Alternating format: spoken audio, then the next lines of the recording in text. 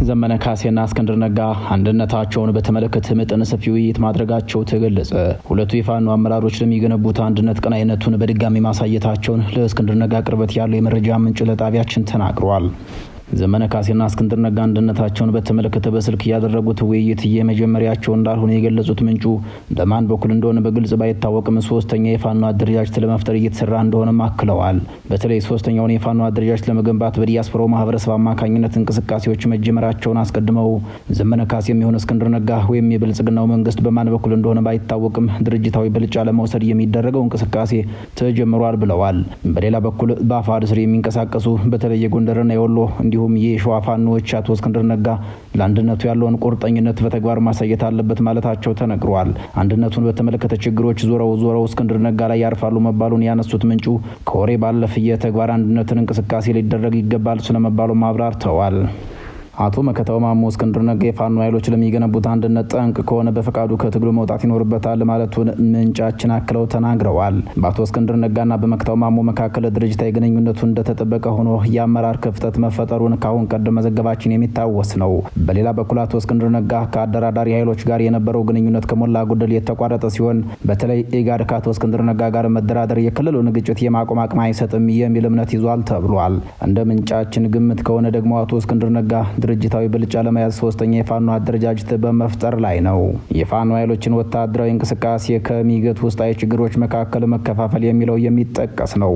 መከፋፈልን የሚታገሉት የብልጽግና ኃይል በራሱ በከፍተኛ ትኩረት የሚሰራበት ፕሮጀክቱ ነው። የፋኖ ኃይሎች እንዲከፋፈሉ ከሚሰራባቸው ኃይልን ባሻገር በራሳቸው አንድነቱን የሚፈልጉት አይመስሉም። በየወቅቱ የተለያዩ ሀሳቦችና ልዩነቶችን እየመዘዙ እስካሁንም አንድ ማዕከል ያለው ወታደራዊና ፖለቲካዊ ተቋም መገንባት አልቻሉም።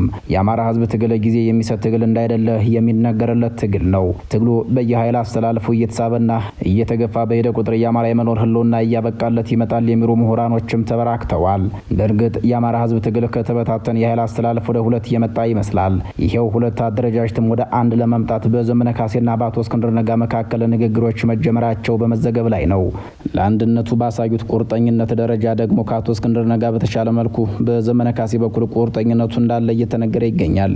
በኢትዮጵያ ከ1983 ዓ.ም ጀምሮ እጅግ እየተጋጋመ በመጣው የዘውግ ፖለቲካ ውስጥ ከሞላ ጎደል ሁሉም የሀገራቸውን ዘውግ ልሂቃን ከፍተኛ የዘውግነት ንቃት ላይ ደርሰው የየዘውጋቸውን ጥቅምና ፍላጎት ማስከበር ሲችሉ የአማራው ልሂቅ ግን የዘውጉን ህዝብ ጥያቄዎችን ማስመለስና መብታቸውን ማስከበር አልቻለም። መብት ማስከበሩ ይቅርና የአማራ ህዝብ እንደ አንድ የኢትዮጵያ የዘውግ ማህበረሰብ ያሉትን አንገብጋቢ ጥያቄዎች ነቅሶ ማውጣት እንኳን ሳይችል 30 ዓመታቶች በከንቱ አልፈዋል ይባላል። በውጤቱም የአማራ ልሂቅም ሀገራችን ከተዘፈቀችበት የዘውግ ፖለቲካ ውስጥ እንደ ሁነኛ የፖለቲካ ተዋናይ ሳይቆጠር በርካታ ዓመታት አልፈዋል። እነዚህ ዓመታትም የአማራ ህዝብ ጠበቃ የሌለው የዘውግ ፖለቲካው ፍርደኛ ተከሳሽ ሆኖ የሞት ቅጣት ሲቀጣ የኖረ ህዝብ ሆኗል። ስለዚህ የአማራ ልሂቅ አሁን ላይ የሚያደርገው ትግል ህዝቡን የሞት ፍርደኛ ያደረገውን ያለፈውን ረጅም የመኝታ ዘመን የሚያካክስ አፋጣኝና ከስህተት የጸዳ ሊሆን ይገባዋል ይባልለታል። በሌላ አባባል የአማራ ልሂቅ ከቆየበት ረጅም የመፋዘዝ ዘመን የተነሳ አሁን ላይ ለመሳሳትም ሆነ ብዙ ስህተትን ለማረም የሚተርፍ ጊዜ የለውም። ታዲያ ይህ በዚህ ልክ የሚተረጎም ቢሆንም ቅሉ መጓተቶች አሁንም ድረስ እየቀሩ አይመስሉም። መጓተቱ የሚጀምረው ደግሞ ተቋም ግንባታ ሂደቱ ላይ ነው። በተቋም ግንባታው ረገድ የሚከሰቱ መጓተቶችን ተከትሎ መጠነ ሰፊ አኩራፊ ኃይሎች ሲፈጠሩ ማየትም በአማራው ፖለቲካ ዘንድ እየተለመደ ሆኗል። በሀገር ማክሮፍ የሚቻል ባይሆንም ቅሉ የአማራ ኃይሎች አኩራፊው ፖለቲከኞች ግን በርካቶች ሆነዋል። አማራ በተቋም ግንባታ ሂደት ካልተግባባባቸውና እንዲፈርሱ ከተደረጉ ተቋማት መካከል አብን የሚባለው ድርጅት አንዱ ነው። ይህ የፖለቲካ ድርጅት አሁን ላይ ከአብን ወደ በለጠ ሞላ የተቀየረ ድርጅት ሆኗል ማለት ይቻላል። በጉዳዩ ላይ ከጻፉ ጸሐፍት መካከል ሲሳይ ሙሉ የተባለ ጸሐፊ የአማራ ህዝብ ትግል መሰረታዊ ችግር ተቋማዊ መሆኑን ያነሳሉ። እሳቸው ወቅታዊ የአማራ ፋኖ ትግል ከአማራ ብሔራዊ ንቅናቄ አብን መነሳትና መውደቅ ሊማር ከሚገባው አንድ እውነት የትኛውም የፖለቲካ ድርጅት ቢሆን የህዝብ ህልውና ትግል ብቸኛ ጠበቃ ሊሆን አይገባውም የሚለውን ነው ይላሉ። አብን ሲመሰረት በኢትዮጵያ ውስጥም ሆነ በዲያስፖራው የሚኖሩ በርካታ አማሮች ተስፋቸውን በድርጅቱና በመሪዎቹ ላይ ያደረጉት የአማራ ህዝብ ላይ ለ10 ዓመታት የዘለቀው የፍትሃዊነት መገለልና መንግስታዊ ጥቃት መፍትሄ ይሆናል የሚል ተስፋ ነበር። አክለውም ፓርቲው እጅግ አጣዳፊ ከነበረው የአማራ ህዝብ ድርጅታዊ አስከለላ ፍለጋ የተነሳ የተወለደ ቢሆንም ከመሰረታዊ የህዝባዊ ንቅናቄ ወደ ፖለቲካዊ አደረጃጀት ሲቀየር የአማራን ህዝብ ጥልቅ የፍትህ ጥያቄዎችን ከህዝባዊ ባህሪያቸው በመነጠልና ድርጅታዊ መልክ በማስያዝ በፖለቲካ ድርጅት መፍትሄ ለመስጠት መሞከሩም ትልቅ ስህተት ነበር ይላሉ። የአማራ ህዝብ አብንን አምጦ የወለደውን ትግሉን ሰፊ ህዝባዊ ንቅናቄ መሰረቱን እንደያዘ ከማቀጣጠል ይልቅ በጥቂት ግለሰቦች የሚመራ አንድ ድርጅት ላይ ተስፋ መጣሉና ጥልቅ የሆኑ የፍትህ ጥያቄዎችን የስነ ልቦና ዝግጁነቱና ቁርጠኝነቱ በሌላቸው ምናልባትም ለትግሉ የማይመጥኑ ቡድኖች አደራ ሰጥቶ ተአምር መጠበቁም ስህተት ነበር ይላሉ።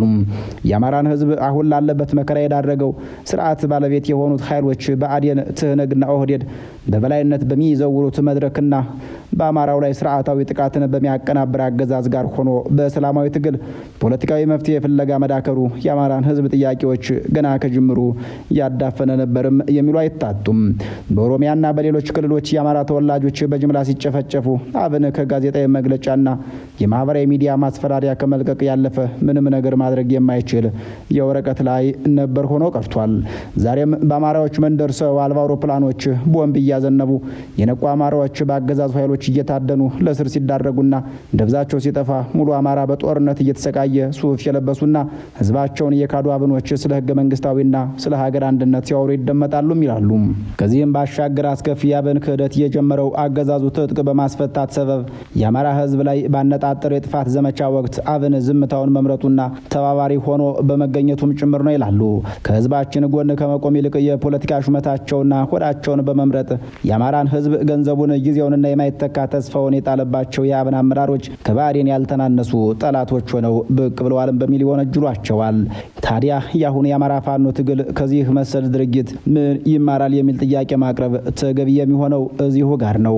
የአማራን ህዝብ የህልውናና የፍትህ ትግል የቱንም ያህል አንደበተ ርቱዕና የተማረ ቢመስልም ለሱፍ ለባሽና ተፈትነው ላላለፉ የፖለቲካ ምንዱባን ባደራ ሊሰጥ የማይገባው እጅግ ውድ ትግል መሆኑን ማረጋገጥ የሚያስፈልግ ነው።